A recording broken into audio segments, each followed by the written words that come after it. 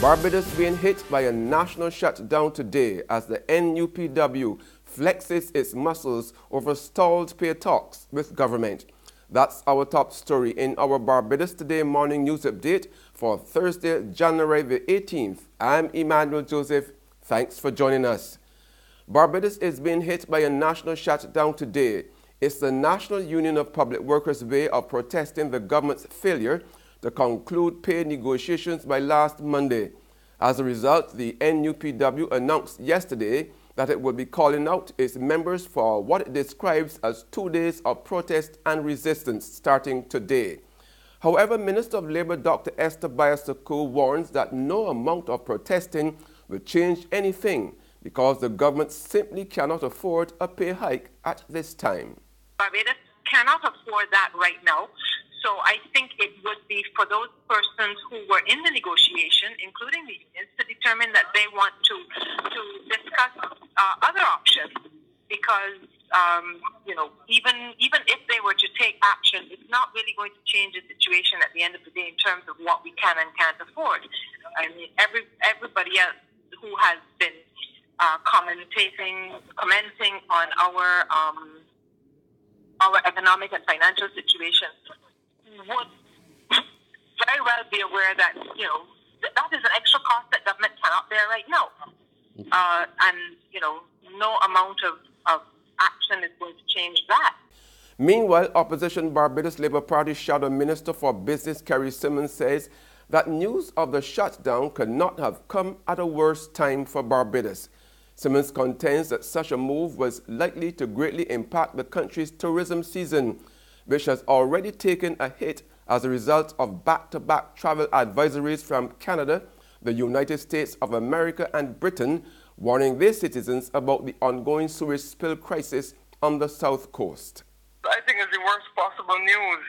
I mean, you add now a national shutdown, or what appears to be coming towards a major shutdown in the middle of the winter season when tourists are supposed to be here. This is when we should be doing the best of our business in Barbados. Right.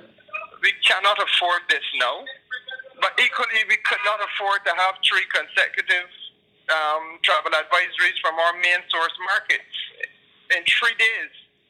Right. So the only thing that I could say is that the Prime Minister, I would beg him to have a heart and allow the people who are the stakeholders of Barbados in the end to have a say in this matter. However, while the opposition member of parliament was bracing for the fallout, he was empathetic to the plight of the workers. He said Prime Minister Frenda Stewart's conspicuous consumption has shown a lack of respect for the cause of the employees. It comes as no surprise to me that right-thinking trade unionists would find it necessary, even in these difficult times, to dig their heels in. Because if the paymaster is living large, then you will have to expect that everybody would feel that they must do likewise. Okay. These are not the days of plantation slavery when master lived in a big house that everybody had to be in a dirt floor hut. Minister of Finance Chris Sinclair has broken his silence on the sale of the Hilton Barbados Resort, saying government is not selling the luxury resort at any bargain basement price. Last month, the Nation newspaper published a front-page editorial in which it suggested that the recently refurbished hotel had been sold for US $80 million, $20 million US less than Sinclair's stated price. However, reacting to the suggestions that the property was being sold for much less than it was valued, Sinclair assured in a press release issued by the Barbados Government Information Service yesterday that when the full details of the sale agreement for the Hilton become known, the public will see that government is in fact not selling the Hilton at any bargain basement price.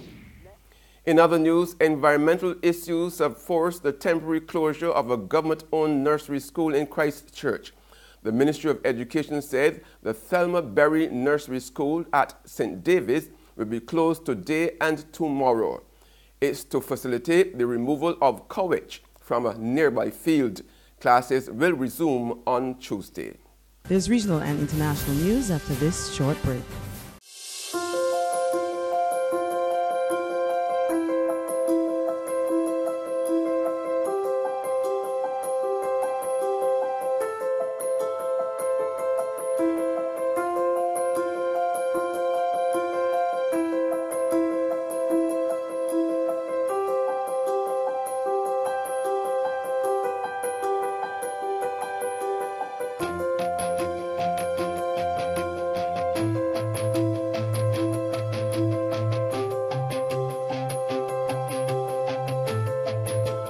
Barbados Today, news you can trust.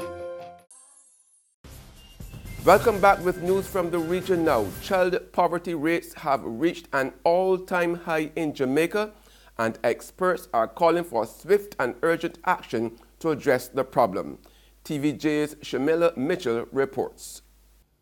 Child poverty rates in Jamaica have increased from 17.4% in 2006 to 21.9% in 2010. This means that 1 in 5 children tend to reside in a household that is in poverty. Similar to the national picture, children in rural areas are most likely to fall below the poverty line.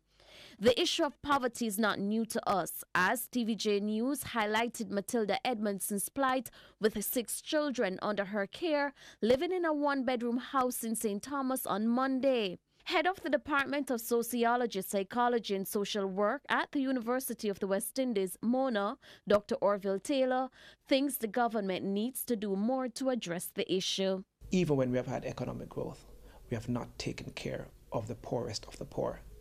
And there has never been a really incorporative policy which will incorporate all Jamaicans. And on the international scene, it sounds like a character from the dystopian novel, but Britain has created a Minister for Loneliness to tackle modern public health problems associated with social isolation.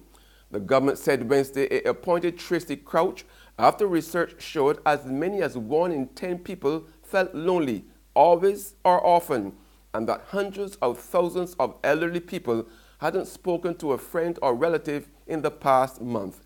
Crouch, whose official title is Minister for Sports and Civil Society, will devise a national strategy to tackle isolation across all ages and find ways of measuring alienation in official statistics.